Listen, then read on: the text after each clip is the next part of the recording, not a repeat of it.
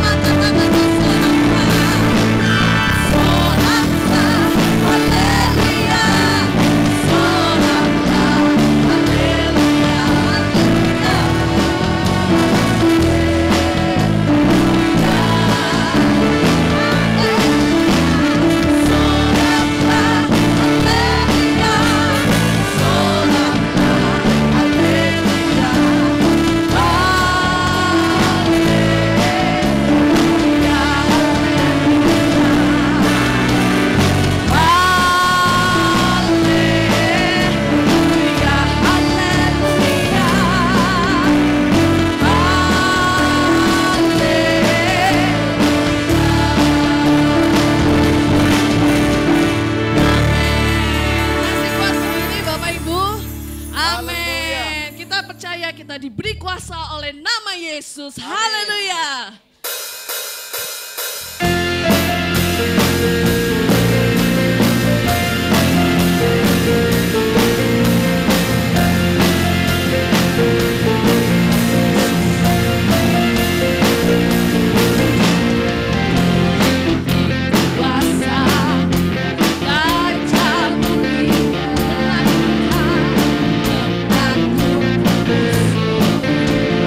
Bawakan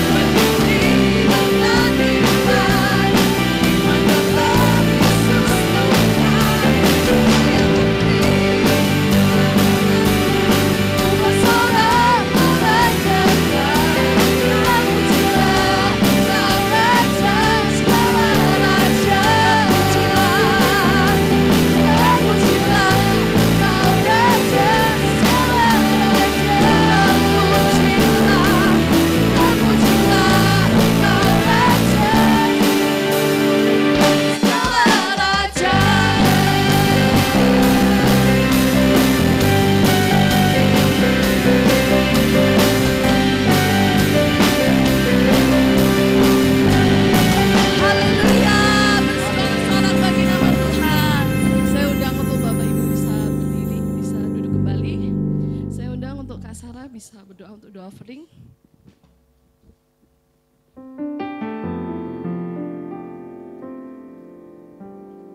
Sebelum memberi, mari kita berdoa. Terima kasih Tuhan, terima kasih banyak Bapa yang baik. Engkau Allah yang sungguh ajaib, sungguh luar biasa dalam hidup kami. Kami sudah Tuhan Yesus memuji, menyembah Engkau, meninggikan nama-Mu Tuhan. Biarlah apa yang kami lakukan ini menjadi korban yang hidup, kudus dan yang berkenan kepadamu Bapa. Dan di saat ini Tuhan Yesus, kami anak-anak mau memberi bagi pekerjaan-Mu.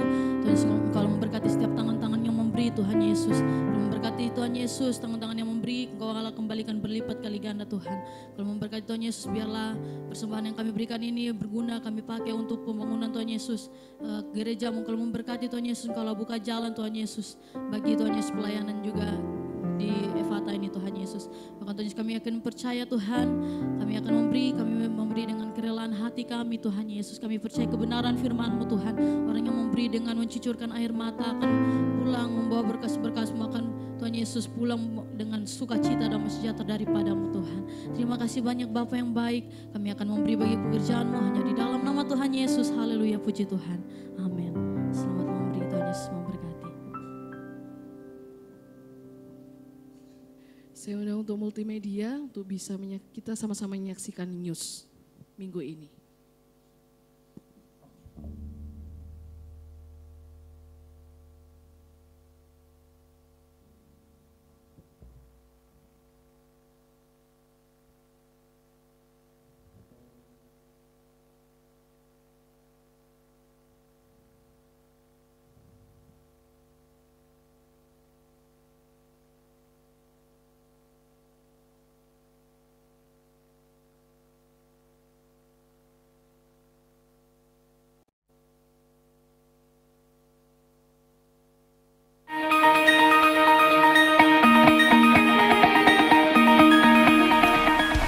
Shalom Bapak Ibu semuanya, saya Seri akan membawakan Evata News minggu ini.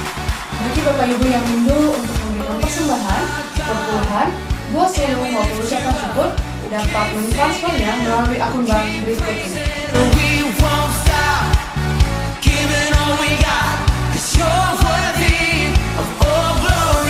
Kami juga tidak lupa untuk mengundang Bapak Ibu semuanya dalam menghadiri ibadah raya yang diadakan setiap hari Minggu. Ibadah raya pertama pada pukul 7 pagi waktu Indonesia Barat atau pukul 10 waktu Sydney, dan ibadah raya kedua diadakan pada pukul 9 waktu Indonesia Barat atau pukul 1 siang waktu Sydney.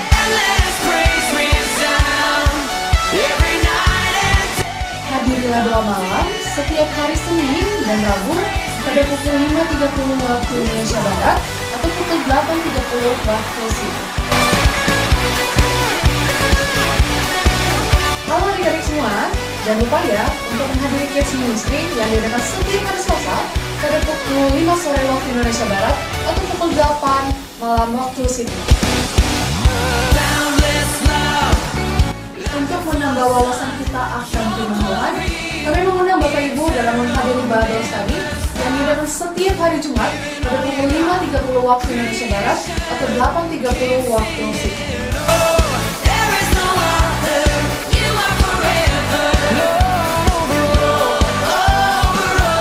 Kami juga tidak lupa untuk mengundang Bapak Ibu dalam menghadiri suatu Morning Pray and Worship yang diadakan pada pukul 7 pagi waktu Indonesia Barat atau pukul 10 waktu Sydney.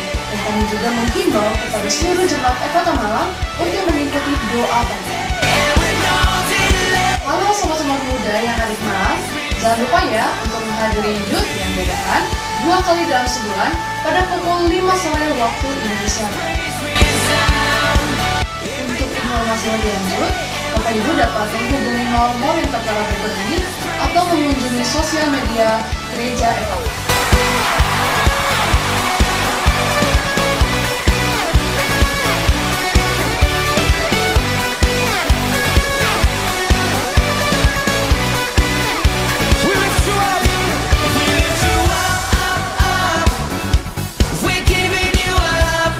Demikianlah Evata News minggu ini.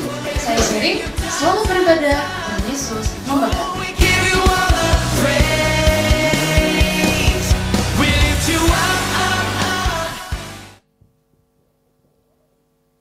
Bapak Ibu yang terkasih di dalam nama Tuhan Yesus, tiba saatnya kita akan masuk ke dalam doa syafaat. Kita tunduk kepala bersama-sama.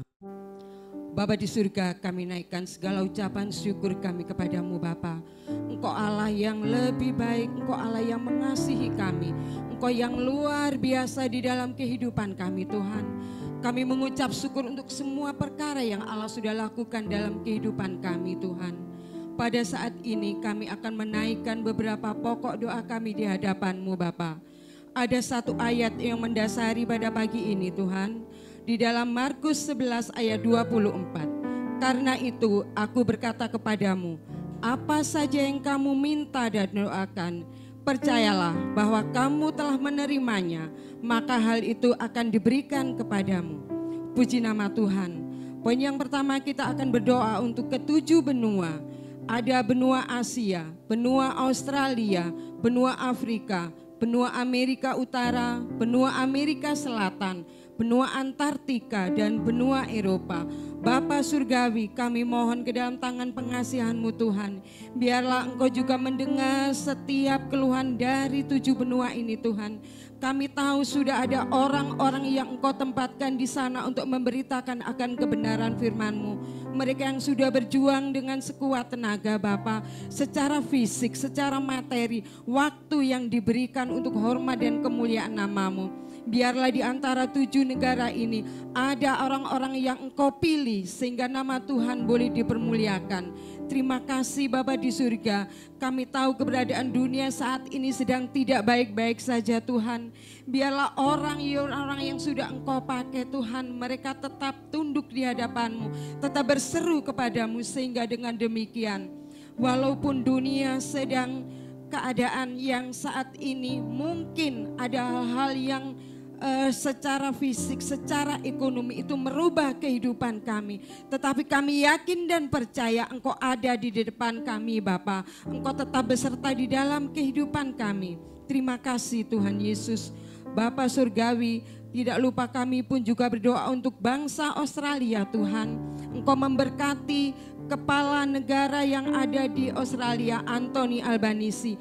Tuhan biarlah seperti juga doa Raja Saul, dia meminta satu kata, dia meminta hikmat kepadamu Tuhan, kebijaksanaan yang dia minta, tetapi apa yang dia terima sungguh luar biasa bahwa kemegahan mereka boleh terima, kemewahan Engkau boleh terima, harta yang luar biasa dia dapatkan. Karena satu kata, dia hanya minta hikmat sehingga seluruh raja-raja di permukaan bumi dia tunduk, dia takluk, dia heran kagum akan keberadaan Raja Salomo dan hikmat daripada Raja Salomo. Itu semua kami tahu bahwa Engkau luar biasa, Allah yang maha kaya, Allah yang luar biasa, Engkau yang mempunyai hikmat Tuhan. Terima kasih Bapa di surga. Pada saat ini juga Tuhan kami boleh melihat ada satu pergaulan bebas yang ada di negara Australia ini Tuhan, di mana pergaulan ini dia berkenan di hadapan-Mu Tuhan. Biarlah orang-orang ini Tuhan Engkau boleh pakai Tuhan yang untuk memberikan penjelasan atau mungkin mereka boleh sadar bahwa pergaulan itu tidak seturut dengan kehendak-Mu Bapa. Terima kasih Bapa di surga. Kami akan tetap bawa dalam doa seluruh negara Australia, baik dari segi politik, ekonomi, budaya ada di dalam tangan-Mu sehingga organisasi negara ini, putaran negara ini selalu ada di dalam tangan pengasihan-Mu dan boleh berjalan dengan lancar. Terima kasih Bapa di surga. Kami pun juga berdoa untuk negara kami, bangsa Indonesia. Tuhan, kami tahu bahwa melalui kepemimpinan saat ini yang dipimpin oleh Bapak Prabowo Subianto dan juga wakilnya Bapak Gibran Rakabumi, Tuhan Engkau beserta memberikan seluruh jajaran eksekutif, yudikatif dan juga legislatif supaya mereka masing-masing lembaga mendukung jalannya pemerintahan ini sehingga boleh berlancar sedemikian rupa Tuhan, baik di bidang politik, budaya, ekonomi, hukum, semuanya itu Tuhan mulai dari tingkat provinsi yang paling tinggi sampai ke kabupaten ataupun juga sampai ke tingkat RT RW yang saat ini kami boleh berdomisili. Tuhan, biarlah Allah berkarya di dalam negara kita Indonesia ini Tuhan. Nama-Mu tetap ada, Nama-Mu tetap dipermuliakan melalui orang-orang yang sudah pakai untuk memberitakan akan kebenaran firman-Mu.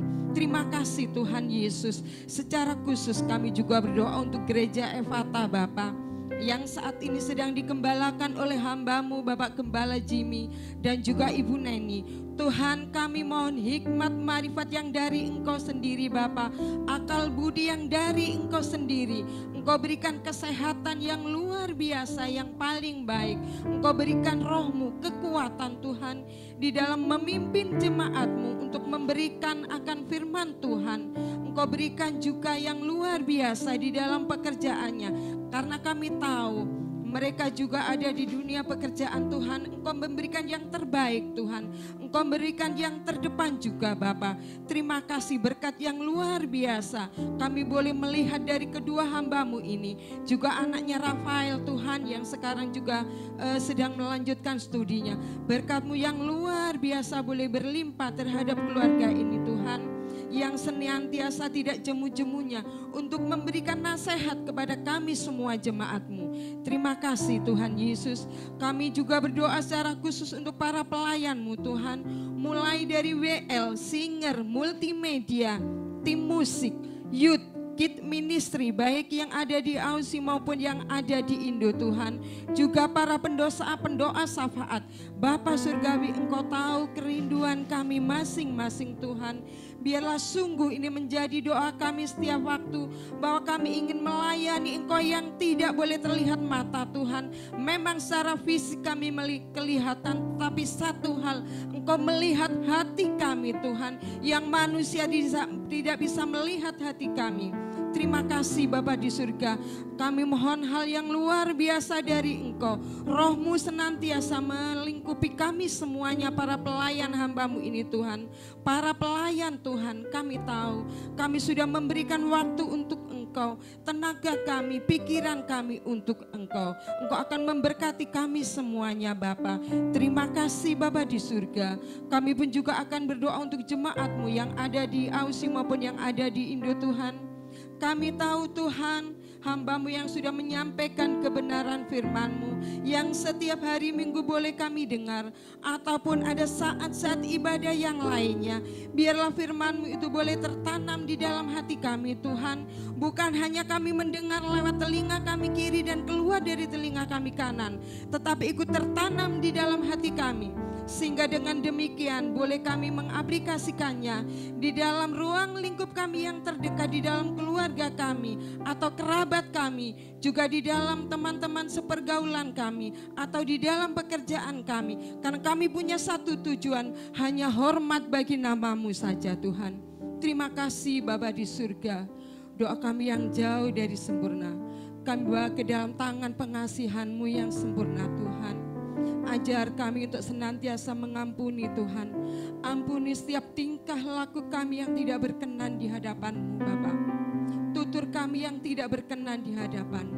Ampuni jika ada salah kata atau tutur kata kami sesama pelayan kami Tuhan. Sehingga sungguh kami boleh berjalan bersama dengan Engkau. Dan Engkau memberkati kami semua. Terima kasih Bapa Surgawi. Di dalam satu nama Putra-Mu yang tunggal, Tuhan kami Yesus Kristus. Amin. Terima kasih untuk Ibu Mei yang sudah mendoakan syafaat bagi kami semua di hari Minggu ini. Bapak Ibu, mari kita sama-sama masuk di dalam hadirat Tuhan untuk mendengarkan firman Tuhan. Terima kasih Tuhan, Engkau sungguh luar biasa Tuhan bagi kami Tuhan.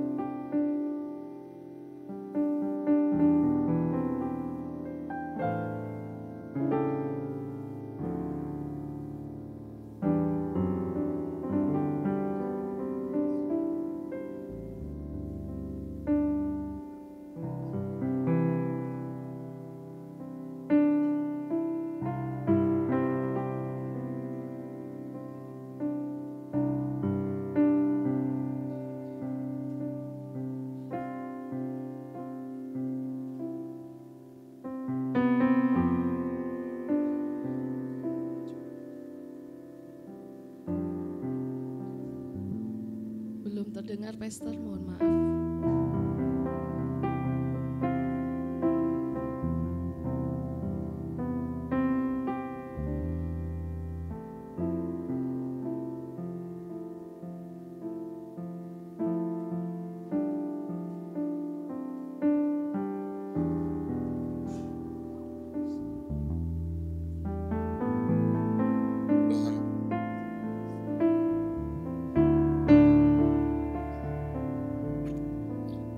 Mari kita berdoa. Bapa Surgawi, kami ucap syukur saat ini kami bisa ada karena kemurahan-Mu semata-mata. Kami tahu bukan karena hebat dan pintarnya kami untuk melakukan segala sesuatu, tapi semua karena pemeliharaan-Mu Tuhan. Saat ini berbicaralah kepada kami, ungkapkan isi hati-Mu Tuhan. Karena firman-Mu adalah pelita buat kaki kami melangkah. Firman kekuatan kami. Ajarlah kami. Kami butuh Engkau ya Allah Roh Kudus. Karena tanpa Engkau Roh Kudus kami tidak akan mengerti firman yang kami dengar. Karena Engkaulah pengajar kami, ajarkanlah kami. Dan kami juga sangat menyadari firman-Mu akan menegur kami. Firman-Mu akan menemplah kami. Untuk itu kami butuh Engkau ya Allah Roh Kudus. Hiburlah kami. Supaya pada saat kami ditegur, kami tidak marah, kami tidak tersinggung. Tapi kami bisa berubah menjadi pribadi yang lebih baik daripada hari kemarin. Untuk itu berbicaralah. Kami juga mau mengimani saat ini. Setiap firman yang keluar dari mulut-Mu Tuhan tidak akan kembali dengan sia-sia. Untuk kami mau imani saat ini. Dengan bilur-bilur-Mu Tuhan Yesus. Kami yang sakit saat ini sudah disembuhkan karena firman-Mu. Berbicaralah ya Bapa. Demi nama Tuhan Yesus kita semua katakan amin. Haleluya. Shalom, silakan duduk. Buat ya Lena yang baru datang, Lena di samping Sarah, di sampingnya Nel, apa kabar Lena? Ibu Dian, Pak Singgi juga, yang baju biru Pak Singgi. Senang bisa melihat Bapak, Pak Agus juga Bu, Pak Agus di samping baju kuning. Shalom Pak Agus ya. Pak Sofian juga. Nah, shalom Ibu Dian, siapa lagi? Di Pak Yafet pindah ya, pindah kursi. Ibu koordinator kok di belakang? Nah, di depan, di belakang itu connect. Di depan sopir, nah harus di depan Ibu. Jangan di belakang. Di belakang itu nanti dibawa kabur nyamuk. Duduk di depan aja Ibu koordinator, biar mantap. Nah, oke. Hari ini kita akan berbicara tentang antara kehendak bebas dan tuntutan kerajaan Allah. Saya akan share buat kita.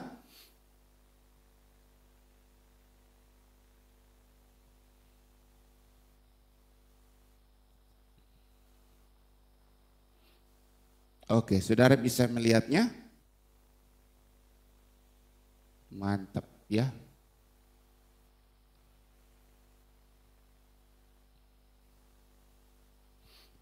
Ya, antara kehendak bebas dan tuntutan kerajaan Allah. Jadi dalam kehidupan ini saudara, kita adalah pribadi tunggal. Di mana pribadi tunggal itu mempunyai kehendak bebas. Apa yang harus kita lakukan. Tapi di sisi lain kita dipanggil menjadi warga kerajaan sorga. Warga kerajaan Allah. Dan kita itu diharapkan oleh Tuhan dan dituntut oleh Tuhan untuk membawa kerajaan Allah di muka bumi ini dengan perantaraan saudara dan saya. Jadi kita ini adalah satu orang yang mempunyai dua fungsi yang berbeda. Begitupun saudara bisa merasakan bagaimana antara saudara mempunyai kehendak bebas dan saudara juga ada seorang karyawan yang terikat dengan undang-undang di mana perusahaan saudara bekerja. Jadi sangat terikat. Jadi ada hal-hal di tengah-tengah itu ya karena di antara jadi ada kegesekan. Kegesekan di mana saudara biasa contohnya saudara biasa habis makan merokok tapi ruang AC saudara dilarang gak boleh merokok. Tapi ada sesuatu yang mendesak saudara ya banyak orang misalnya di pesawat ya aduh pastorin Pak, saya mulutnya pahit mau merokok gitu. Di dalam pesawat merokok atau di dalam kapal merokok. Jadi ada desakan-desakan tertentu yang akan mendorong seseorang itu. Apakah dia harus disiplin, tunduk dengan peraturan yang ada, yang dituntut, atau dia mau melakukan kehendak bebasnya. Jadi banyak hal yang terjadi. Kata di antara itu, the between, itu mendesak bagaimana kita itu berusaha untuk menyangkal diri. Amin. Kata di antara, the between, itu mendesak kita bagaimana kita belajar untuk pikul salih dan menyangkal diri.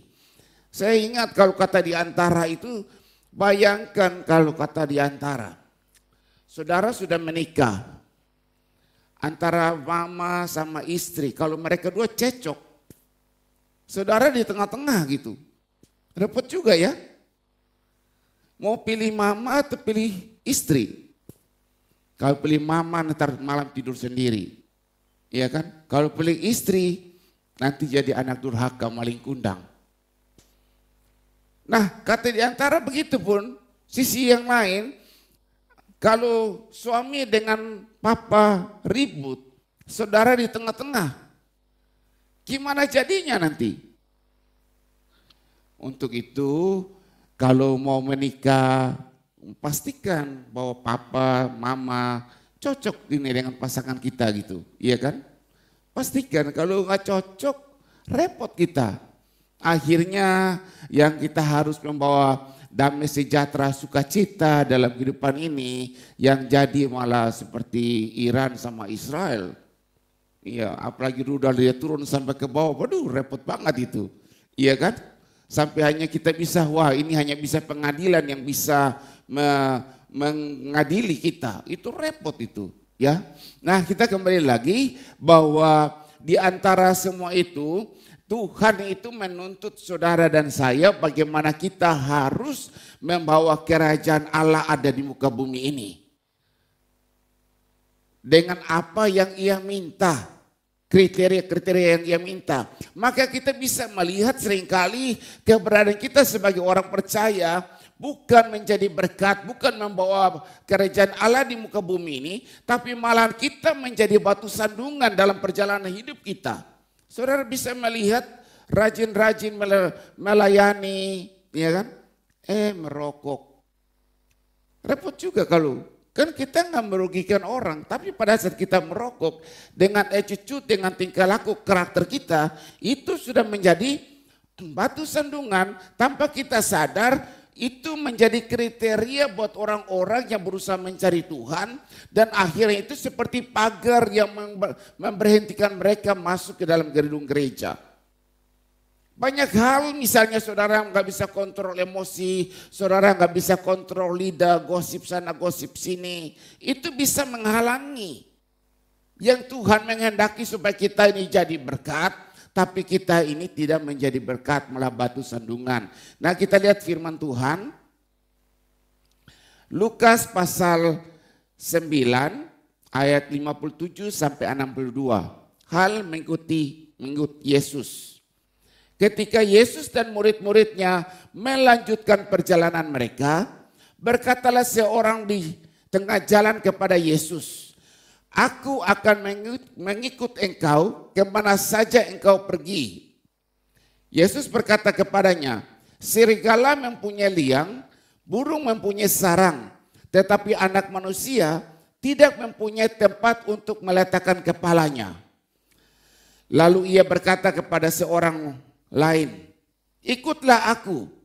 Tetapi orang itu berkata, "Izinkanlah aku pergi dahulu menguburkan Bapakku." Tetapi Yesus berkata kepadanya, "Biarlah orang mati menguburkan orang mati, tetapi engkau pergilah dan beritakanlah kerajaan Allah di mana-mana." Ayat yang ke-61, dan seorang lain lagi berkata, "Aku akan mengikuti engkau, Tuhan, tetapi izinkanlah aku pamitan dahulu dengan keluargaku." Tetapi Yesus berkata, "Setiap orang yang siap untuk membajak tetapi menoleh ke belakang tidak layak untuk kerajaan Allah." Nah, di sini saya berusaha untuk membawa saudara dan saya, ya kita ini ada dalam posisi yang mana? di dalam kerajaan Allah saat ini. Kita ada dalam posisi di mana di dalam gereja kita saat ini. Apakah kita orang nomor 1 itu, orang nomor 2, atau orang nomor 3? Di mana sih sebenarnya kita ada saat ini? Ya, hanya saudara yang bisa menilai keberadaan saudara. Nah, kita lihat poin yang pertama, orang nomor 1 katakan, aku akan mengikuti engkau kemana saja engkau pergi. Nah, orang pertama ini menawarkan diri dengan semangat. Tetapi Yesus menjawab dengan paradoks, anak manusia tidak mempunyai tempat untuk meletakkan kepalanya. Jadi arti kata, orang yang pertama ini bisa melihat pada saat mereka mengiring Yesus, dia bisa merasakan bagaimana Yesus berjalan bisa mendengarkan bagaimana Yesus berjalan di atas air. Ia ada di tengah-tengah bagaimana Yesus memberikan makan 5.000 orang. Dan dia bisa banyak melihat mujizat-mujizat yang terjadi, yang dilakukan oleh Yesus sendiri. Dan dikatakan tidak ada orang yang seperti dia. Jadi orang itu melihat betapa hebatnya, luar biasa, kita bersama dengan Yesus sangat diberkati. Amin. Sampai sini bersama dengan Yesus sangat diberkati. Wih, puji Tuhan. Nah, Lena juga angkat tangan, puji Tuhan. Nah, pada saat kita bersama dengan Yesus, gerombolan yang bersama dengan Yesus, mereka sangat diberkati. Sungguh karena sangat diberkati, orang ini dengan penuh antusias berkata, Tuhan, kemanapun engkau pergi, aku mau ikut engkau. Kemanapun engkau ada, di situ aku ada. Hal yang sangat luar biasa, karena orang ini melihat sesuatu yang baik, sesuatu yang enak, yang nyaman, sesuatu yang menguntungkan, bagaimana kita mengiring Yesus. Amin. Pada saat kita mengiring Yesus, kita selalu berpikir sesuatu yang baik yang akan keluar, yang akan kita dapatkan. Karena kita mengiring orang yang tepat. Amin. Makanya banyak sekali kalau orang kaya, orang mempunyai posisi yang bagus, mempunyai banyak pengiring. Siapa sini suka mengiring orang yang baik, orang yang bagus? Kalau orang kaya kita pasti mengiring. Kalau orang miskin, orang susah, punya banyak masalah, saudara mau ngiring enggak? Mau ikut enggak? Tapi kalau orang kaya pasti saudara mau ngiring. Karena kenapa? Karena saudara bisa melihat di balik itu ada benefit, ada sesuatu yang menguntungkan pada saat saudara mengiringnya. Cuma hal yang sangat-sangat luar biasa mengherankan, Yesus menjawab dengan paradoks bahwa anak manusia tidak mempunyai tempat untuk meletakkan kepalanya. Arti kata bahwa Yesus melihat orang itu dan mulai berkata, jika kamu mengikuti aku, jika engkau mau mengiring aku, kalau engkau tidak diberkati, pekerjaanmu juga tidak diberkati, hidupmu tidak diberkati, engkau berdoa tidak dijawab, dan semuanya pada saat engkau mengiring aku, engkau tidak mendapat hal-hal yang baik. Apakah engkau mau mengikuti aku juga? Secara paradoks Yesus mulai menerangkan kepada orang itu, semua yang engkau lihat saat ini karena hal-hal yang baik, maka engkau mau ikuti aku. Tapi jika pada saat engkau bergereja, engkau berjemaat, engkau mulai melayani Tuhan, tetapi tidak mendapatkan hal-hal yang baik, masihkah engkau mau mengikuti aku? Maka Yesus memberikan kepastian bahwa anak manusia tidak punya tempat untuk meletakkan kepalanya. Arti kata Yesus bilang begini, kamu ikut aku, mau ngiring aku, boleh. Burung punya sarang untuk tidur.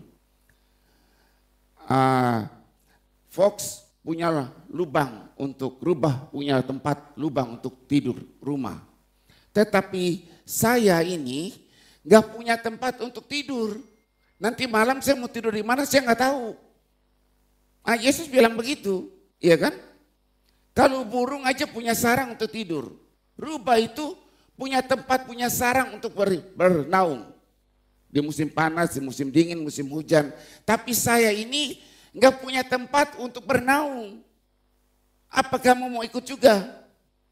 Berarti arti kata bahwa di sini Yesus mulai menjelaskan kepada orang itu bahwa kalau kamu ikut saya tidak ada jaminan untuk kamu bisa hidup berkelimpahan. Kalau kamu ikut saya tidak ada jaminan bahwa kamu akan tidur di tempat yang nyaman, yang enak. Gak ada jaminan. Kalau kamu ngiring saya, kamu melayani saya, melayani di gereja, doamu terjawab. Yesus tidak menjanjikan hal-hal demikian. Apakah engkau masih mau ngiring Yesus? Yesus mulai mempertanyakan. Jadi kalau ikut Yesus cuma hidup enak, duit lancar, kerja stabil, itu seperti kita lagi berbisnis game atau gambling. Iya kan? Seringkali kita berpikir begitu. Oh, Tuhan janji, mari kamu susah terus, kemarilah ke gereja beribadah cari Tuhan, pasti diberkati. Tapi kalau nggak diberkati, apakah kita masih mau ngikut? Kadang-kadang kita ini menggunakan Yesus itu sebagai peta GPS. Kalau saudara lagi naik motor pasang GPS mau arah kemana kan diarahkan. Supaya mudah nggak usah mikir. Jadi jalannya gampang sesuai dengan GPS. Tapi saudara lupa bahwa Yesus itu pemimpin yang akan menuntun saudara dan saya pikul salib. Lupa enggak? Kalau kita jadi orang Kristen, kita jadi pelayan Tuhan, kita ngiring Yesus, ngikutin Yesus, kita selalu lupa bahwa Yesus itu yang menjadi pemimpin kita, yang akan mimpin saudara dan saya pikul salib.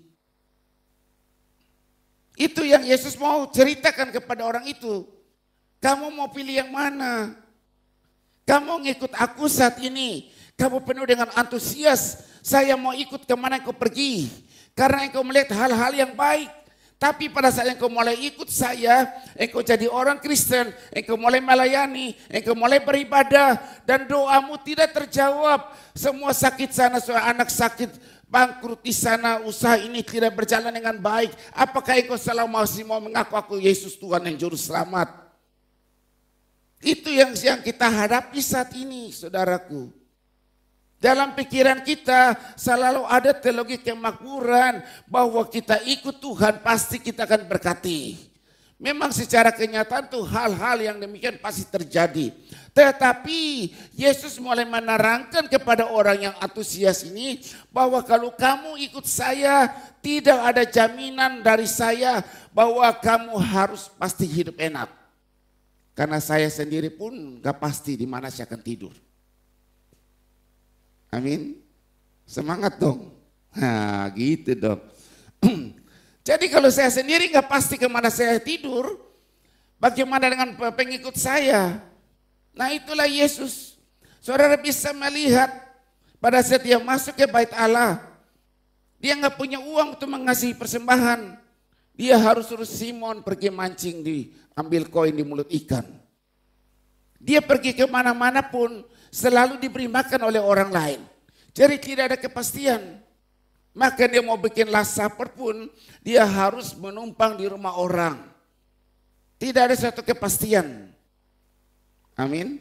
Jadi kalau kita mengiring Yesus, saudara jangan selalu berpikir semua sudah disiapkan. Kalau saudara bekerja di perusahaan, di company, di mana saudara pergi pasti akan disiapkan. Oh mau meeting di Purwokerto, oh mau meeting di Surabaya, di Jakarta, pasti disiapkan ongkosnya, nanti mau nginap di mana, benar kan? Masa nggak mau nginap di jalanan, nanti jadi homeless, gitu. Pasti disiapkan mau nginap di mana, mau naik kendaraan apa, iya tuh. Perusahaan akan menyiapkan, tapi kalau ngikut Yesus, dia nggak pernah berjanji hal-hal yang baik. Maka saudara saat ini sebagai prajurit Kristus saudara harus tough. Jangan selalu berpikir yang baik-baik. Kalau saudara berpikir yang baik-baik, yang enak-enak, Yesus akan mengatakan kepada saudara, saya aja mau tidur gak tahu dia ada di mana nanti.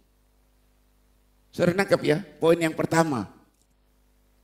Orang itu sangat antusias karena dia lihat Yesus lagi populer. Lagi terkenal, di mana-mana orang membicarakan Yesus.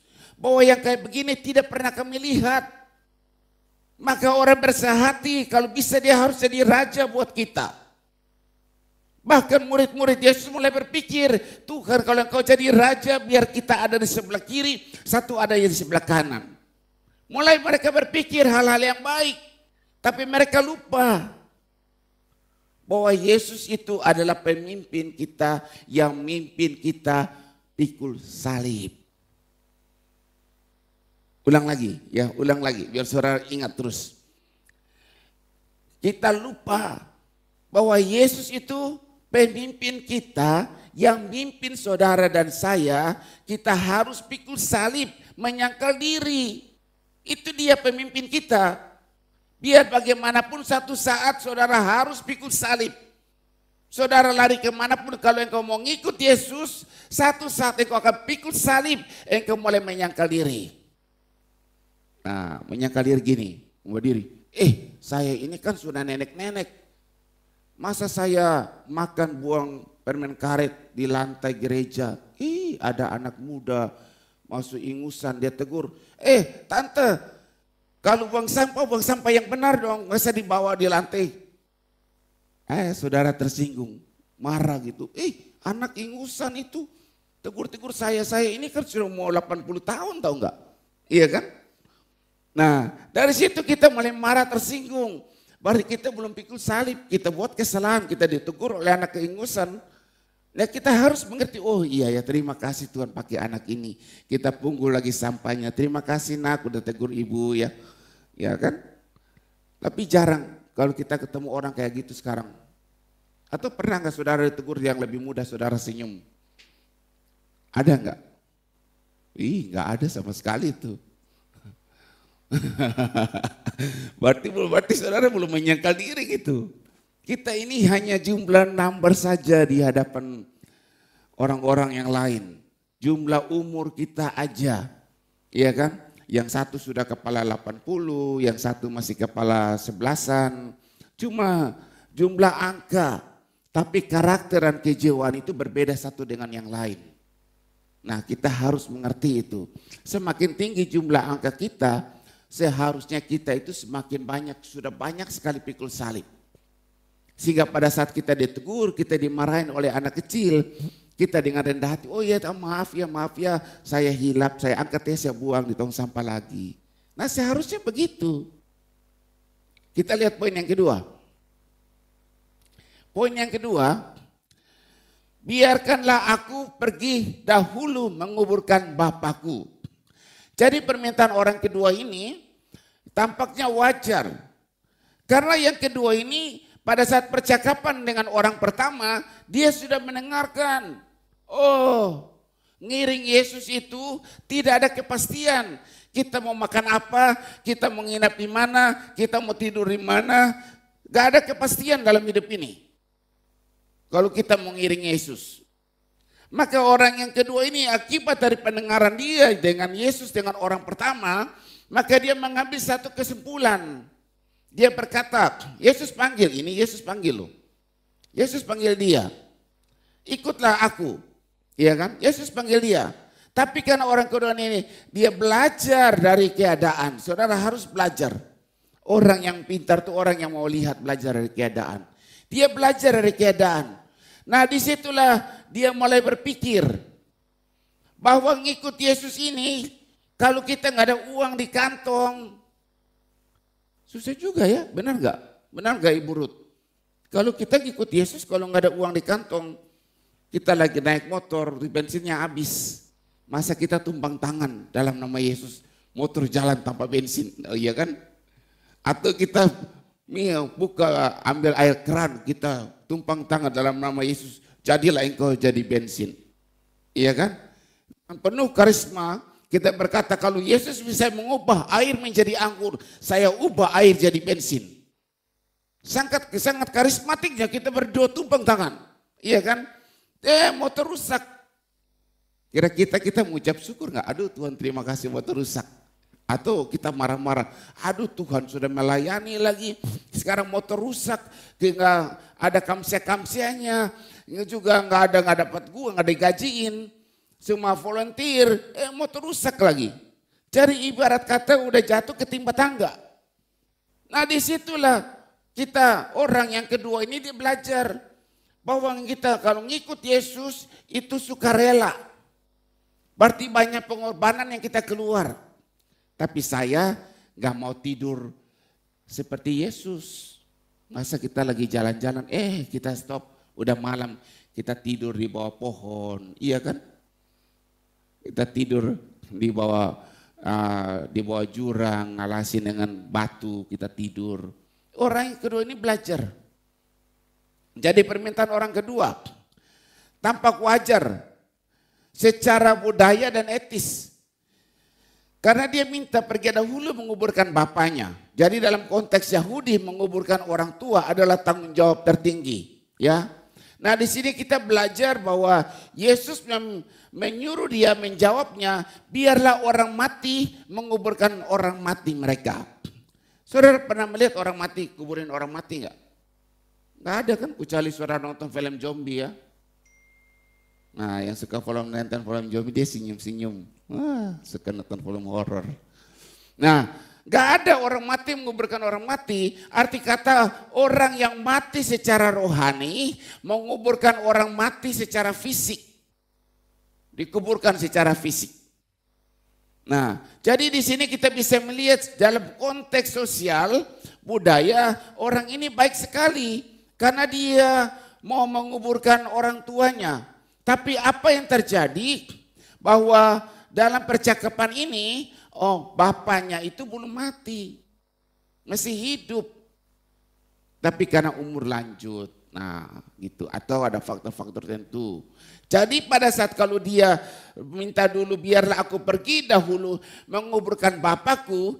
Nah secara tradisi Yahudi, orang-orang itu biasa sudah ada di rumah sebelum orang tua mati. Menunggu. Dan itu harus bagaimana cara secara tradisi liturgi mereka membuat acara. Dan hal yang sangat penting yaitu pada saat orang tua meninggal setelah semua sudah diatur dengan baik, maka terjadi pembagian warisan. Siapa sini suka warisan? Nggak ada yang suka warisan. Saya suka warisan, saudara nggak suka. Justru karena saya suka saya nggak kebagian warisan. Nah, jadi orang yang kedua ini pintar. Kalau saya ngiring Yesus, nggak ada uang, tidur di mana nggak pasti, makan juga nggak jelas, repot lah, benar kan? Kalau kemarin mereka pergi retreat, anak-anak muda, tidur jelas kan, semua tidur di atas awan-awan. Saya lihat, itu ranjang tuh ada susun, semua nggak mau tidur di bawah, tidur di atas semua. Nah, tidur di atas awan-awan, tidur di ranjang paling atas. Ada kepastian, begitu jam makan, ada makanannya, ada kepastian. Tetapi kalau mengiring Yesus, tidak ada kepastian. Mau makan apa, mau tidur di mana, gak ada kepastian. Nah orang yang kedua ini karena dia belajar dari percakapan Yesus dengan orang yang pertama, maka dia mengambil kesimpulan, saya harus pulang dulu menguburkan bapakku. Supaya saya dapat warisan, saya dapat keuangan finansial saya. Sesudah itu saya bisa ngiring Yesus. Jadi saya bisa melayaninya Yesus dengan baik. Nah, jadi berapa banyak kita selalu bilang, Tuhan nanti saja aku serius sama Tuhan kalau aku sudah habis menikah. Tuhan, tunggu dulu, nanti kalau kerja sudah stabil, baru aku ngiring Tuhan, melayani. Tuhan, nanti dulu ya, nanti kalau anak sudah besar, sudah menikah, baru saya melayani Tuhan ya. Tuhan, tunggu dulu, nanti kalau rumah sudah lunas, gak ada tagihan lagi, baru saya melayani Tuhan. Nah ibarat kata itu sama. Pergi, biarkan aku pergi dahulu dan menguburkan bapakku. Bapaknya belum meninggal, tapi ada gap waktu di tengah-tengah itu, waktu penungguan. Nah sama di zaman sekarang ini saudara dan saya pada saat dipanggil Tuhan, ayo mari bergereja, ayo ke gereja, ayo mari sini, ayo melayani. Saudara bilang Tuhan tunggu dulu, Saya belum siap. Tuhan tunggu dulu.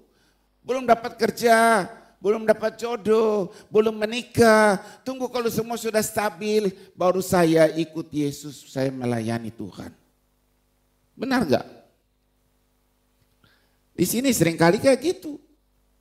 Orang pada bilang, aduh pastor tunggu dulu ya, kita tinggal di Australia, repot semua, urus cuci baju sendiri, setrika sendiri, masak sendiri, makan sendiri, kerja sendiri, terima gaji sendiri, semua serba sendiri. Tunggu dulu pastor, kalau saya sudah sukses, semua sudah jalan dengan baik, baru saya ke gereja, baru saya melayani Tuhan. Kata tunggu. Kira-kira dalam proses ini Tuhan bisa mau tunggu enggak? Yesus bilang, gak bisa nunggu-nunggu. Kerajaan Allah gak pakai jam ngaret. Sekali kamu dipanggil, kamu harus respon. Saat kamu merasa ada gerakan, Tuhan mengiring orang-orang tertentu datang ke rumahmu. Tuhan mengiring orang tertentu untuk ngajak engkau melayani, ngajak engkau gereja. Berarti ada maksud Tuhan di situ. Engkau gak bisa nunggu. Karena kita gak mengerti, kita gak tahu kapan kita meninggal. Kapan kita mengalami hal-hal yang tidak mengenakan. Kita gak tahu. Hanya Dia yang tahu. Jadi pada saat Dia sudah memanggil kita dengan perantaran orang-orang tertentu, kita harus meresponnya dengan baik. Jangan biarkan ekonomi, jangan biarkan status kita, jangan biarkan hal-hal di sekeliling kita yang membuat kita tertunda untuk mengiring Yesus. Yang bisa menahan kita untuk melayani Tuhan, jangan biarkan hal-hal itu terjadi. Banyak saat ini orang mencintai Yesus, orang mau melayani Yesus, tapi tidak semua orang mau meninggalkan zona kenyamanannya. Waktu saya melayani Tuhan, Tuhan panggil, saya sebagai gembala, saya cari tempat, telepon sana, telepon sini, cari tempat ibadah susah loh, susah. Sampai saya bilang, aduh ini melayani Tuhan susah banget ya. Susah banget. Kenapa susah? Karena saya sudah coba, bukan di Indonesia, di Sydney. Susah banget cari tempat. Dan semuanya gak segampang itu. Saya pikir, ini kan pekerjaan Tuhan, bukan pekerjaan saya. Terus kalau orang itu datang ke gereja, orang itu kan milik Tuhan, jemaat kan milik Tuhan. Jadi kalau dia meninggal dan segala macam, nama Tuhan yang dipermuliakan, dia ke surga, itu kan milik Tuhan, bukan buat saya. Jadi nggak saya sibuk-sibuk ke sana kemari seperti kayak anak yatim piatu tanpa santunan. Saudara pernah merasakan anak yatim piatu nggak? Pernah merasakan nggak? Oh, Ibu Dian sudah, Ibu Ruth kan belum, dong jangan angguk-angguk. Kalau saya ini kan anak yatim piatu dong, karena papa dan mama saya sudah meninggal. Jadi anak yatim piatu, gitu. Nah, sama kayak Ibu Yani juga, kayak gitu. Jadi kalau saudara mau bikin sedekah buat anak yatim piatu, kita nggak nolak gitu. Kita kan anak yatim piatu. Gak semua anak yatim piatu masuk panti asuhan, iya toh? Iya, buktinya kita belum sempat masuk, habis gak ada yang nampungnya. Ya kita masih ada di luar. Sama waktu dulu zaman COVID, ya udah sakit sekarat. Mau masuk rumah sakit gak bisa. Gak bisa nampung karena kepenuhan di dalam. Kita harus nunggu di luar antrian. Gitu. Nah kita terusin lagi. Jadi di sini orang yang kedua ini dia belajar. Ya dia belajar percakapan Yesus dengan orang yang pertama. Maka dari pendengaran dia mulai meneliti. Biasa seringkali saudara juga belajar. Percakapan orang-orang tentu pada saat mereka interview kerja. Saudara mulai mendengarkan apa yang ditanya. Iya kan? Kira-kira apa yang diteliti. Nah di situ saudara mulai belajar menggali intisarinya. Supaya pada saat saya ditanya, saya jawabnya mantap sekali. Dan memang orang ini, dia belajar dari percakapan Yesus dengan orang yang pertama. Karena orang pertama itu menggebu-gebu mau ikut Yesus kemanapun Yesus pergi.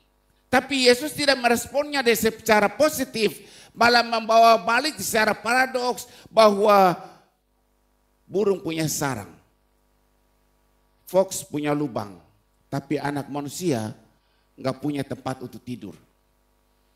Nah, dia belajar dari percakapan itu. Maka untuk itu dia mulai berpikir, alangkah baiknya, bukankah 10 perintah Allah bilang kita harus hormati orang tua? Iya toh? Jadi kalau saya batangkan, Yesus datang ke dunia tidak membatalkan hukum Taurat, tapi mengenapi. Jadi dia belajar hal yang demikian, maka dia mulai mengadakan percakapan dengan Yesus. Biarkanlah aku pergi dahulu menguburkan Bapakku. Dia belajar dari percakapan itu supaya ada respon yang baik.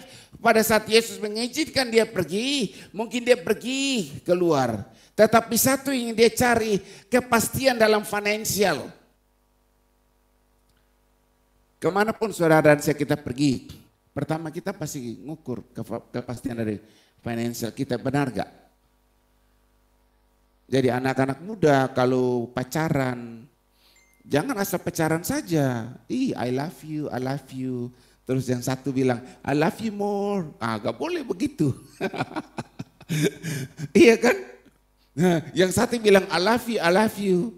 Yang satu bilang, jangan dulu, cek dulu bang, akun bangmu ada berapa di dalam. Nah, nanti kamu bilang I love you, kita pacaran cuma duduk di parkiran motor. Wah iya toh. Kalau kita pacaran kita duduk kafe, makan, minum enak, kan mantap itu. Iya kan? Masa pacaran duduk di parkiran motor? Lucunya kayak anak saya bilang, kalau kamu punya pacar harus lapor Dedi ya. Dia lihat, kenapa lapor? Supaya Dedi kasih budget. Nah, masa kamu pacaran anak orang cuma di parkiran aja ngobrol-ngobrol di situ? Kasian banget kan? Nah gitu, harus ada budget. Supaya kita mengerti, kalau pacaran aja kita butuh budget. Apalagi kita bangun bahtera rumah tangga yang lebih besar dari pacaran, benar kan? Maka anak-anak muda kalau pacaran tanpa budget, hati-hati. Kenapa? Nanti nyolosok sana kemari, belum ada budget rumah tangga sudah keburu nikah. Udah segitu udah nikah. Ya kalau kita sudah nikah, orang Kristen mana bisa cerai lagi dong? Gak bisa kan? Akhirnya kita terikat seumur hidup. Kita mempercayakan hidup kita ke satu pria. Yang tadi kita gak jelas finansialnya, keuangannya jelas atau enggak, kita gak jelas. Kita harus jelasin dulu. Makanya kalau pacaran, cek dulu. Jangan cinta-cinta. I love you more. Yes, I love you more too. But I need your account bank. Ada berapa di dalam lu punya duit. Nah gitu. Terus gitu berapa yang masuk tiap bulan. Nah itu saya butuh itu. Kenapa? Cuma pastikan saja. Kenapa kamu mau pastikan? Kayak saya ini wanita. Wanita itu pada saat dia menikah dengan laki-laki, dia mempercayakan hidup dia kepada laki-laki itu. Iya kan? Maka dikatakan kita ini mempelai Kristus. Kita mempercayakan hidup kita kepada Kristus. Apa yang Kristus punya kita punya. Kristus, Yesus punya otoritas. Kita punya otoritas dalam nama Yesus. Karena kita mempelai Kristus. Iya kan? Nah gitu. Kalau suami kita Pak RT, kita dipanggil Ibu RT, benar kan? Suami kita dokter, kita dipanggil Ibu dokter, benar gak? Padahal kita gak sekolah dokter loh. Iya toh? Tapi kalau suami kita penjudi, masa di orang panggil kita ibu? Ibu penjudi. Iya. Nah, karena dari situ saudara harus mengerti, seorang laki-laki akan merefleksi kehidupannya kepada keluarga yang ia pimpin. Nah, orang ini pintar. Dia melihat kalau ngiring Yesus gak ada financial yang baik, gak ada jaminan yang baik, gak akan bagus ke depan ya. Jadi saya harus bikin sesuatu yang baik. Saya gak punya uang, tapi papa saya punya uang. Kalau ia meninggal, saya dapat warisan. Dan disitulah saya bisa pakai untuk pelayanan ke depan. Kelihatan secara logika, kelihatan secara social life sangat bagus. Tapi di sini Yesus mau memprioritaskan kerajaan Allah itu lebih penting daripada apa yang kita pikirkan. Yesus mau dia prioritas nomor satu. Maka Yesus katakan, kalau engkau mengasihi anakmu, suamimu, atau dunia melebihi dari aku, engkau tidak layak di hadapanku. Jadi Yesus mau dia yang prioritasnya. Supaya pada saat kita melangkah ke dalam, kita mengerti, kita nggak ada uang, kita nggak punya sesuatu, tapi kita melangkah mengikuti Yesus. Disitulah kita mulai bisa berkata, hidup untuk Kristus. Karena dia menghidupi kita. Amin. Mati adalah keuntungan. Karena kita mengerti hidup untuk Kristus. Tapi kalau kita punya uang, baru kita melayani Yesus. Dengan keuangan kita melayani Yesus. Disitulah kita mulai katakan, pelayanan ini maju loh. Karena saya donatornya. Nah, iya kan? Kita tepuk-tepuk dada, Yesusnya jadi kecil. Memang bagus. Sebuah pelayanan itu kalau punya donatur. Nanti kita kan nanti 21 September, karena nanti akan merayakan ulang tahun GBIF Fata Malang yang pertama. Nah kemarin kontak Ibu Debbie Basir, kelihatannya disibuk banget. Dia baca tapi dia belum bisa jawab. Mungkin jadwalnya terlalu banyak. Menurut yang saya tahu memang dibilang gitu, jadwalnya banyak banget itu. Jadi nggak ada yang kosong. Orang sibuk dia. Saya kontak Mongol itu Roni Immanuel, Mongol Stress. Dia bilang boleh, bisa Pak. Dia bilang bisa. Sudah senang. Saya kontak manajernya. Manajer bilang, wah nggak bisa Pak. Tuh nggak bisa. Saya kontak lagi, ini manajer kamu bilang nggak bisa Pak. Cecek, oh iya Pak, kita ada syuting film di luar bulan September itu. Kalau Bapak mau Agustus, kita ada nih. Gitu. Kalau mau Agustus kita ada nih. Saya lagi mikir-mikir gitu. Oh iya ya. Waktu dulu aja tahun 2021, itu Zoom kan kita undang dia di Zoom. Itu bayarannya mahal. Karena kan dia anggap sebagai kan manajer yang ngatur. Ngajar itu secara golongan artis. Jadi beda, dia udah pasang tarifnya. Nah saya lagi mikir, kalau dia nongol tiba-tiba di depan saudara, ya kan? Ada tiket, ada hotel, dan uang PK-nya. Kira-kira berapa puluh juta saya harus keluarkan buat dia secara pribadi gitu. Iya kan? Kayak gitu. Jadi biar bagaimanapun suatu pelayanan itu butuh namanya dana. Butuh uang, butuh finansial. Benar itu. Maka orang ini boleh berpikir, kalau kita ngiring Yesus, kita nggak tahu mau tidur di mana, loh, berarti saya harus tunggu dulu papa saya dong. Kalau papa saya meninggal, saya dapat warisan, uang itu saya bisa pakai untuk mengkosi supaya saya ngiring Yesus, tapi saya bisa makan sehat. Saya ngiring Yesus, tapi saya mendapat tempat berteduh yang baik, ya kan? Hujan saya nggak basah. Pada saat musim dingin saya nggak kedinginan, tapi semua bisa tercover dengan baik. Benar nggak? Kira-kira kalau saudara dalam melayani Tuhan, pasti saudara akan berpikir, iya kan? Saya juga berpikir begitu. Waduh Tuhan, saya mau ngiring Yesus, tapi saya harus hidup oleh iman. Tapi di sisi lain, di belakang saya ada kereta, keretanya istri saya, kereta anak saya kan di depan. Kalau kereta yang di depan itu dia menggok ke kiri, yang belakang juga ikut ke kiri. Kalau kepala kereta itu jatuh, terguling-guling, yang di belakang juga jatuh terguling-guling, benar tak? Atau yang di belakang, awas dia tahan, dia nggak mau jatuh, kita yang jatuh sendiri, kan nggak mungkin. Saudara pernah lihat kereta jatuh terguling-guling, iya kan? Yang belakang juga ikut jatuh. Nah saya mulai berpikir, iya kan? Secara leadership, secara fathership, saya mulai berpikir, kalau kita mengiring Yesus, kita melayani Tuhan. Anak kita bilang, Dedi mau makan pizza dulu dong, mau makan burger, McDonald. Terus Dedi bilang, iya boleh, kita doa puasa dulu ya, tanya Tuhan ya. Biar Tuhan kirim burung gagak kasih kita pizza, kasih kita McDonald. Kelihatan rohani, hebat banget tuh, iya kan, berbekas di hati dia. Dia pergi sekolah, anaknya bilang, semalam kita pesta pizza sama McDonald, sampai gak bisa makan sampai kita buang di tong sampah. Anaknya nanya, kamu pesta pizza sama burger gitu, kamu 2 puasa enggak? Kalau orang yang tidak mengenal Tuhan, kita enggak 2 puasa, kita tinggal bilang papa beli, udah selesai, datanglah. Dalam bentuk berapa menit udah datang. Kira-kira kalau saudara punya anak begitu, ke depan saudara suruh jadi pendeta, mau jadi pendeta enggak? Mau enggak? Jangan siam-siam, ini kita jujur nih, kan saudara harus pilih saudara ada orang pertama, kedua atau ketiga. Kalau mau makan pizza aja kita harus 2 puasa. Kalau orang yang tidak kenal Yesus, orang yang tidak menyembah Yesus, mau beli pizza tinggal angkat telepon, pizza datang di depan rumah. Iya kan? Nah kita harus berpikir, kita harus berpikir seperti saudara berpikir. Saya kadang-kadang berpikir begini, itu Abraham disuruh sama Tuhan pergi ke Gunung Moria. Dia bawa semua perlengkapan, tapi dia nggak bawa korban. Dia bawa bujangnya. Sampai bujang yang di bawah kaki Gunung Moria, dia bilang bujang, kamu tinggal di sini saja dulu ya. Kami akan naik ke atas memberi persembahan, membakar persembahan buat Tuhan.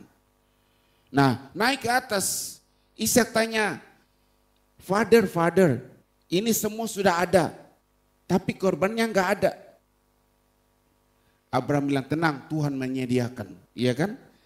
Jadi Ishak ini namanya anak, polos-polos, ya benar kan? Misalnya kalau Ibu Ruth, Matthew minta, Mama beliin saya kaca les itu kan naik sepeda motor kemarin itu keren itu, merah-merah.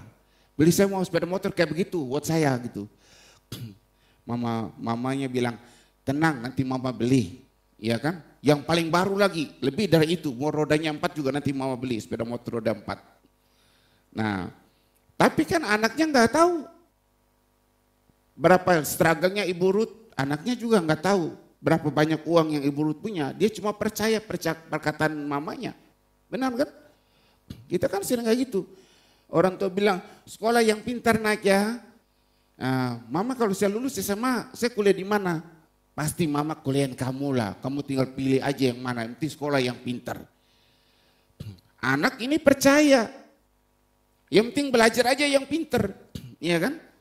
Tapi dia nggak tahu kalau mamanya tuh nggak ada uang, Bang. Mau masuk Trisakti berapa puluh juta tuh, berapa ratus juta uang mukanya, iya kan? Mau masuk Tarumanegara, Atmajaya, berapa duit itu? Semua kan gak ada yang free, benar kan? Ada sini yang sekolah free gak? Kecuali beasiswa kan? Semua harus dibayar. Belum makan, belum kos, belum tempat tinggal, belum uang buku, belum beli kos kaki lagi. Kan pakai sepatu harus pakai kos kaki, masa pergi kuliah pakai sandal jepit, iya toh? Iya, jadi anaknya nggak berpikir, mamanya bilang ada, tapi dalam bank gak ada uang sebenarnya, gak secukup itu. Tapi anak ini percaya. Nah sama dengan Ishak, Abraham bilang Tuhan menyediakan. Ishak senang, kita nggak perlu bawa lagi tuh dagingnya kan, saudara bisa bayangin pikul itu daging anak kambing 20 kilo, 25 kilo di pundak itu kan repot, benar gak? Naik gunung lagi, Tuhan menyediakan. Jadi Ishak senang, sambil naik gunung dengan Abraham, Ishak nyanyi, ya kan kayak saudara ikut pramuka tuh, naik ke puncak gunung, tinggi sekali, ya kan? Kiri kanan ku lihat, ada pohon cemara nggak di Malang? Nggak ada kan ya? Kalau Akim pergi ke puncak mana itu, suka naik gunung, lihat pohon cemara nggak? Nah itu lagu diciptakan bila ada pohon cemara. Saya lagi mikir-mikir, Indonesia tuh ada pohon cemara nggak ya? Kalau di sini sih banyak. Pohon cemara itu tumbuh di daerah tropis atau enggak ya? Nah jadi Ishak nyanyi tuh naik ke puncak gunung, bersuka cita luar biasa. Tapi Abraham lagi mikir, kamu nyanyi sebentar, aku persembahkan di korban bakaran, iya kan? Nah Abraham ikat Ishak, dinaikin di atas mezbah, mau ditusuk, mau dimatiin, jadi korban. Kalau saudara jadi anak Ishak, saudara trauma enggak? Papa sendiri mau bunuh saya loh, bukan bunuh, mau dibakar loh. Papa pukul anak, tampar anak aja, berbekas sampai kematian yang memisahkan, benar kan? Nah, saudara baca cerita papa perkosa anak gadis. Iya, itu berbekas sampai dari cerita kesaksian kemana-mana. Iya toh, kayak Joyce Meyer. Ini papa mau bunuh anak loh. Udah pasti itu. Sudah pasti. Tetapi Alkitab tidak pernah menceritakan apa sih kejiwaannya Ishak saat itu yang dialami. Saudara melayani di gereja, pendeta nggak bilang terima kasih, thank you. Itu aja sudah marah-marah gitu, benar nggak? Siapa sini suka marah-marah? Siapa sini suka marah-marah? Iya kan? Kita pendeta nggak minta terima kasih, kita sudah susah-susah, saudara marah. Ini bayangkan anak sendiri, papa sendiri naikin di atas mezbah, mau ditikam, mau dibakar loh. Dibikin apa kemarin Ibu Ruth bawa babi guling waktu Natal bersama. Itu apa perasaan Ishak itu loh. Iya kan? Itu namanya korban iman. Nah, seringkali kita sebagai orang tua, kita beriman, kita tuntut anak kita juga harus beriman. Itu namanya korban iman, gak beda jauh dengan Abraham dan Ishak. Kita mau melangkah dan segala macam, kita punya iman, gak gini. Iya kan? Ya, kita harus begini, gak boleh nanya-nanya. Nah, seringkali kayak gitu. Tapi kita mengerti itu baik. Tapi anak itu kan gak bisa terima. Ya, saudara larang, gak boleh pacaran beda agama. Nah, saudara larang. Saudara mengerti. Iya kan? Tapi anak ini sudah keburu cinta. Makanya sebelum dia jatuh cinta, mengenal pasangan, kita harus ajarkan dia di Sunday School, bawa dia ke gereja, diajarkan supaya mengerti. Yang satu agama pun, satu gereja pun masih bisa cecok. Benar gak? Sampai sini suka cecok? Semua gak suka cecok ya? Hebat banget ya. Mantap. Saya sama istri saya kita suka cecok. Iya. Saya suka makan yang kering, dia suka masak yang kuah-kuah. Saya bilang, makanan saya mana? Itu makanannya. Saya suka yang kering. Nah gitu. Iya kan, dia mau yang basah-basah, yang kuah-kuah.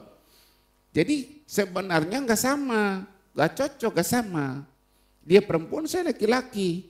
Jadi kita bisa bilang oh ini rumah kita. Ya kan? Tapi baju dalamnya dia saya gak bisa bilang itu baju dalam kita. Benar gak? Kan berbeda.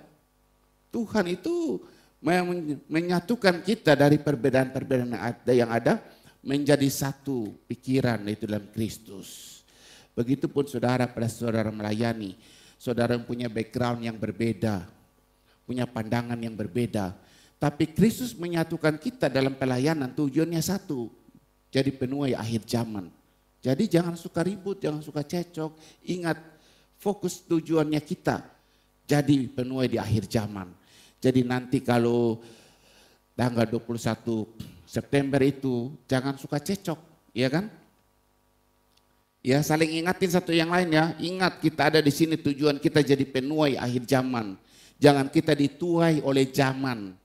Siapa sini sering dituai oleh zaman? Enggak ada loh. Di sini banyak di Australia.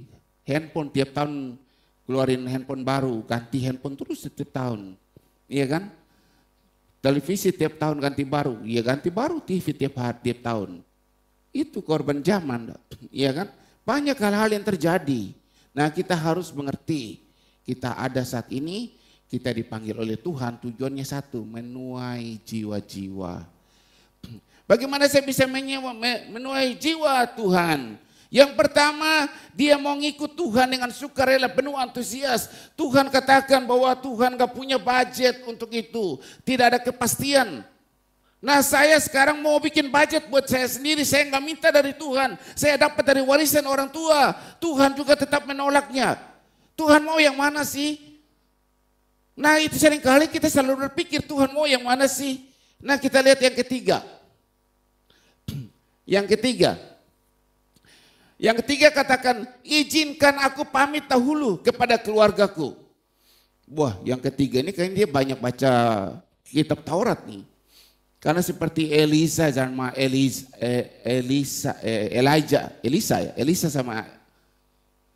sama Elijah sama Elisa gitu. Beda S sama J aja. Elijah sama Elisa. Nah, waktu Elijah panggil Elisa bilang, biarlah saya pamit dulu. Nah, Elisa tinggalkan semuanya, kereta, bajaknya, dia bongkar semua, dia bakar. Iya kan? Dan diberikan persembahan, dikasih makan kepada orang-orang yang kerja. Dan dia bilang, oke, sekarang saya mau pergi. Nah, orang yang ketiga ini dia belajar dari percakapan Yesus dengan orang yang pertama, dia belajar juga dari percakapan Yesus dengan orang yang kedua. Jadi semua itu bukan masalahnya mau atau enggak mau, masalah semua itu hanya finansial, ekonomi, kebutuhan hidup. Dari percakapan yang itu hanya satu saja kebutuhan hidup. Dia belajar, maka dia bilang, izinkan aku pamit dahulu kepada keluargaku. Jadi dia mau pulang, dia bilang, hei, bye-bye. Saya mau ikut Yesus loh, bye-bye. Jangan lupa ya, kalau lagi panen jangan lupa kirim ya. Kalau panen beras nanti di Jember itu ada kebun beras. Jangan lupa kirim ya. Kalau nanti panen rambutan jangan lupa bagian saya ya. Saya mau ngiring Yesus. Nah, orang yang ketiga itu dia mau pamitan sama keluarga. Jadi permintaan yang ketiga ini juga terdengar manusiawi. Karena dia mau pamit. Mau umumkan semua orang, saya nggak kerja loh, saya mau ngiring Yesus ya. Yesus menjawab dengan metafora. Orang yang membajak itu, dia menoleh ke belakang, berarti orang itu tidak fokus, tidak layak. Arti kata bahwa kalau di sawah, orang lagi bajak pakai kerbau, dia tariknya. Kalau dia nengok ke belakang, nggak lurus bajakannya, dia harus fokus supaya lurus bajakannya, ya kan? Jadi arti kata sini bahwa kita ini mau melayani Tuhan. Kita ini mau mengiring Yesus. Kita mau ada di gereja, dipakai Tuhan sebagai penuai di akhir zaman. Cuma masalahnya kita terikat dengan tata krama keluarga. Karena waktu kita pulang kita lihat pamitan dengan keluarga, kita lihat aduh papa lagi sakit, aduh mama juga lagi sakit, aduh adik butuh bantuan, itu butuh dana mau masuk sekolah. Nah disitulah pada saat kita mulai terikat dengan keluarga, kita lihat keluarga kita susah untuk kita bisa meninggalkan keluarga dan melayani Yesus. Benar gak? Siapa sini kalau lihat keluarga susah, terus dia melayani Tuhan dengan penuh sukacita. Anggur sukacitamu, ada gak gitu? Saudara tetap tapi di dalam hati saudara mikir, selesai saudara duduk, adik mau bayar uang sekolah, mama lagi sakit, papa juga lagi TBC, aduh gimana ya, siapa yang kasih makan mereka ya? Iya kan? Terus gak lama ada WhatsApp masuk, aduh ini sudah mau bayar uang sekolah nih, kalau enggak kita enggak kasih masuk sekolah. Terikat kita, sehingga akhirnya kita enggak bisa fokus. Nah Yesus itu tidak butuh pengikut yang bimbang. Karena pada saat kita memberikan diri kita sepenuhnya kepada Yesus, berarti dia mau supaya kita ini fokus. Selebihnya dia yang tangani kebutuhan kita dan orang-orang yang kita kasihi. Amin. Dia peduli. Cuma kadang-kadang kita menganggap Yesus itu dalam skop yang kecil. Tapi dia Tuhan. Pada saat keluarga kita berteriak, dia tahu kebutuhan keluarga kita. Dia bukan seperti manajer kita di kantor. Dia nggak tahu keluarga kita lagi ngapain. Tapi Yesus tahu. Karena Yesus itu bukan hanya punya CCTV saja, lebih daripada itu, amin. Kalau saya mau lihat, Grace lagi ngapain, saya lihat, Grace kenapa pakai baju merah duduk di situ. Grace bisa tahu, iya bisa karena saya punya CCTV, ya kan saya bisa lihat. Nah, saudara dan saya, di mana kita ada, Yesus punya mata bisa melihat. Karena dia tidak dibatasi oleh ruang dan waktu. Kita sedih, saudara, keluarga kita sedih, dia tahu. Untuk itu kita harus fokus kepada dia, yang sumber daripada segala-galanya. Ya kan? Yesus gak mau bahwa pada saat kita menjadi pengikut yang bimbang. Saudara tahu pengikut yang bimbang? Kalau saudara bekerja di 2 perusahaan, yang satu kasih gaji bagus, tapi atasan atau bosnya galak, jahat, suka pilih kasih, tapi gaji bagus, dibentak-bentak. Yang satu bosnya ramah, semua orang menerima, tapi gajinya kecil. Kira-kira saudara ada di tengah-tengah gitu, saudara bimbang gak? Bimbang gak Ibu Ruth coba? Kalau nggak bimbang goyang-goyang kepala gitu. Kalau bimbang iya. Yang satu gaji bagus tapi jahat kalau tidak punya kemanusiaan. Yang satu gajinya kecil tapi orangnya ramah baik. Nah disitulah kita mulai bimbang. Kalau kita mau aman kita pergi yang kecil tapi nanti kita nggak bisa bantuan adik sekolah karena gaji pas-pasan buat kita sendiri hidup. Tapi kita ada yang di tempat yang gajinya bagus, semua kita bisa bayarin, tapi kita selalu dimarah-marah, dimaki-maki, bosnya kasar gitu, suka maki-maki. Kasih barang suka buang-buang, lempar-lempar, kita nggak dihargai. Nah disitulah kita mulai memilih, bimbang kita, benar kan? Bimbang. Nah Yesus gak mau orang yang bimbang. Seperti yang Plato juga bilang dalam Republiknya, dia katakan bahwa jiwa yang terpecah tidak dapat melihat kebenaran. Berarti kalau saudara dan saya kita bimbang, Yakobus bilang kita nggak akan dapat apa-apa. Jadi Yesus memberikan kita ilustrasi 3 orang ini. Yang satu mau mengikuti Yesus karena dia melihat Yesus sumber berkat. Permasalahannya Yesus tanya, kalau aku nggak mau berkati engkau, maukah kau ikut saya? Itu permasalahannya. Yang kedua, dia mengerti Yesus gak mau berkati, gak ada jaminan dalam keuangan. Dia mengerti dia harus punya keuangan, dia dapatkan dari warisan untuk bisa membantu hidupnya supaya dia bisa melayani Yesus, miringin Yesus. Berarti dia melayani Yesus dengan kekuatannya dia, bukan karena Tuhan yang memelihara hidup dia. Amin.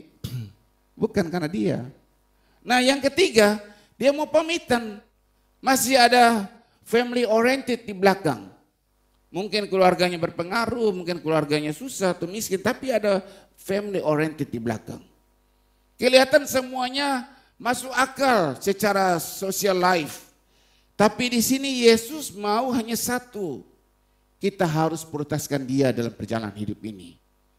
Melayani dia, jangan tolak pada saat kita dipanggil. Selebihnya dia akan menangani segala-galanya. Amin. Jadi saudara saat ini saudara ada di mana? Saudara ngiring Yesus karena punya pemikiran. Kalau kita jadi orang Kristen, kita melayani Tuhan, kita menabur di pekerjaan Tuhan, maka apa yang kita lakukan Tuhan akan membalas balik karena dia tidak berhutang. Nah kita punya teologi pemikiran yang demikian, maka kita akan jadi orang yang pertama. Pada saat kita berdoa, saat kita punya masalah, Yesus gak tolong kita loh. Seperti Yohanes Pembaptis. Iya kan? Benar gak? Itu Yohanes Pembaptis itu di akhir zaman ini. Jangan sampai saudara ada seperti kayak gitu. Itu Yohanes Pembaptis. Yohanes bilang, saya gak mencuri, saya tidak berbuat jahat. Saya melakukan untuk kerajaan surga. Menegur Herodes, gak layak mengambil iparnya. Tapi saya ada di penjara loh. Yesus kan tahu saya di penjara. Kok dia nggak datang bantu saya, bebaskan saya? Nah itu Yohanes. Saya sudah melayani Tuhan bukan segala banyak hal. Kenapa saya tidak ditolong oleh Tuhan? Makanya saya selalu mengajarkan saudara. Kalau engkau sudah buat kebaikan, sudah menolong orang, sudah melayani, terus engkau dijahatin, engkau dihina, ibarat kata air susu dibalas dengan air tuba, jangan marah. Tetapi angkat tangan, terima kasih Tuhan tuh berkat ini. Ngucap syukur, itu cara Tuhan memberkati kita, amin. Amin ya. Itu cara Tuhan memberkati. Pada saat kita sudah buat kebaikan dan orang membalas kebaikan kita dengan kejahatan, jangan marah. Tapi terima kasih Tuhan untuk berkat yang Tuhan berikan. Saya sering ngalamin begitu. Saya memakai dengan kacamata firman Tuhan. Tuhan memakai itu dengan keadaan yang ada untuk menguji hati saya. Apakah saya melayani supaya saya dipuji baik atau karena saya melayani karena saya mengasihi Tuhan. Kalau saya melayani supaya saya dipuji baik, pada saat saya mendapat balasan yang tidak baik pasti saya marah. Iya toh? Sampai sini udah melayani hebat-hebat, balasannya nggak bagus, sudah nolong orang hebat, sudah nolong orang dengan sebaik mungkin, tapi mendapat balasan air tuba. Pada saat kita marah, berarti kita melakukan untuk diri kita sendiri, bukan untuk Tuhan.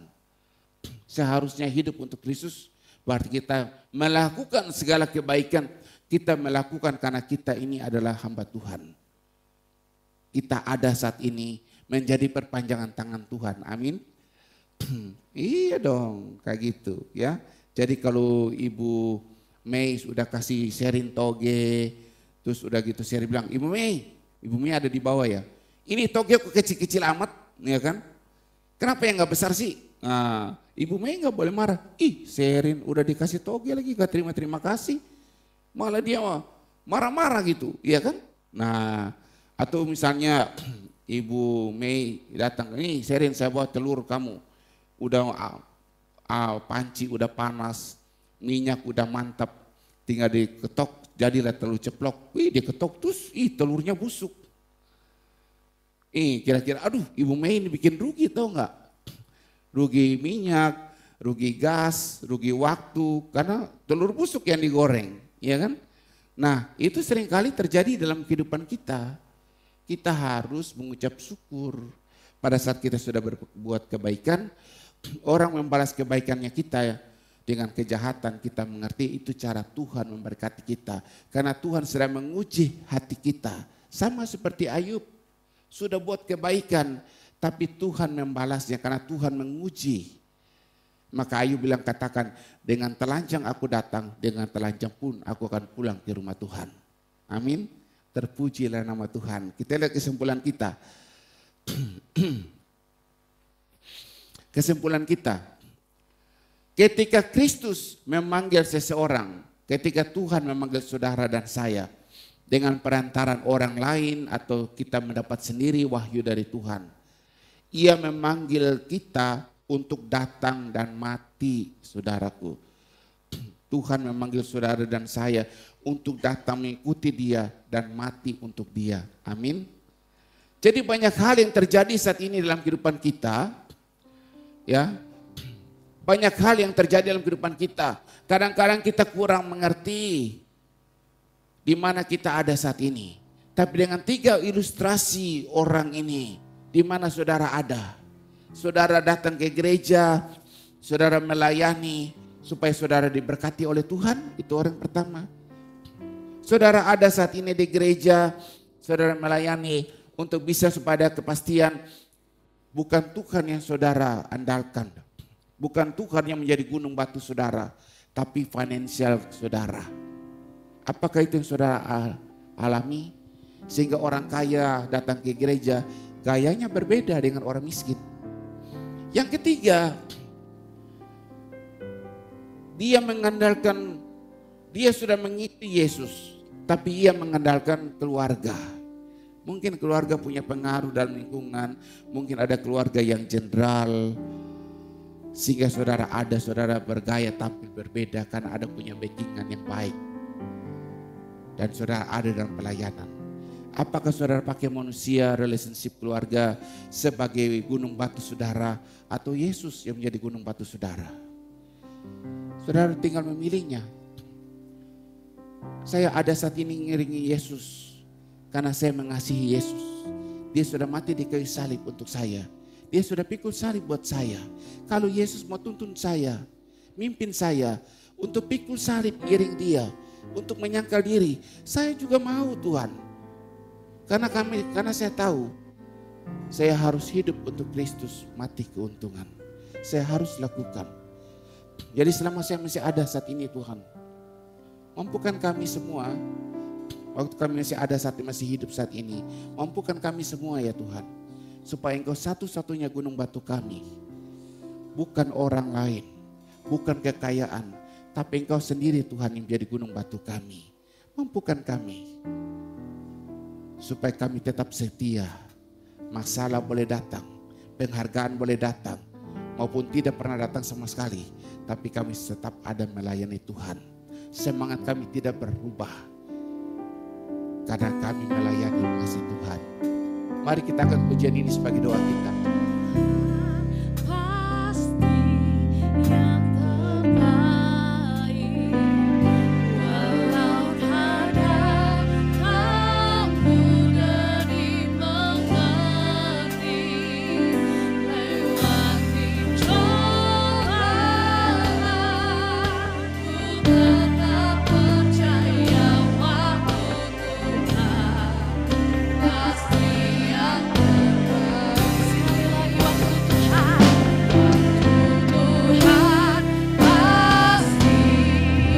walau kadang tak mudah dimengerti, lewati cobaan, ku tetap percaya waktu pasti yang terbaik. Saya undang Bapak Ibu berdiri sama-sama. Tuhan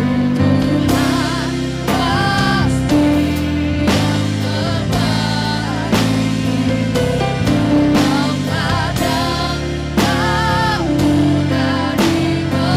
yang terbaik, walau kadang tak mudah dimengerti, lewati cobaan, ku tetap percaya waktu pasti